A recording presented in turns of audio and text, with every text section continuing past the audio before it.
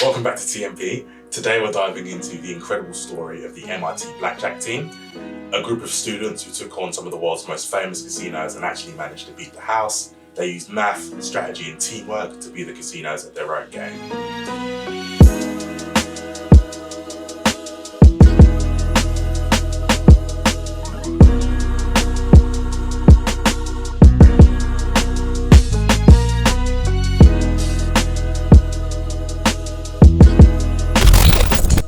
The MIT Blackjack Team began in the early 1980s when a group of students paired up with alumni after discovering they could use their math skills to actually gain an edge in blackjack through counting cards.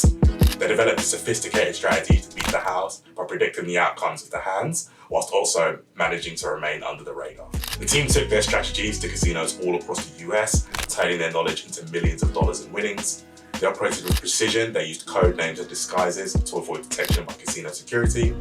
They became legendary in the gambling world, and the groups continued to rake in huge profits over the years.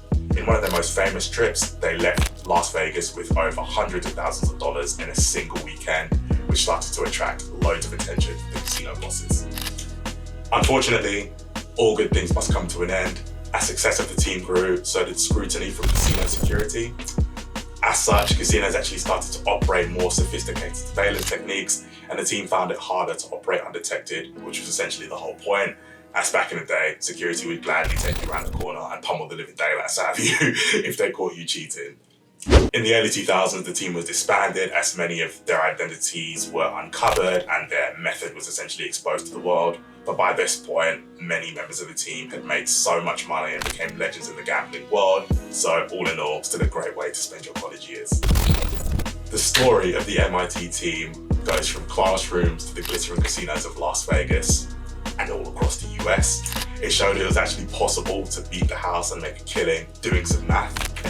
Let me know in the comments what you think about the story. Do you think that they were just lucky? Do you think they were lucky that they grew up in that time? Or were they just legit geniuses that figured out a way to play the system and rightly took advantage of it? Hope you enjoyed this one and hope you stay tuned in for the next one.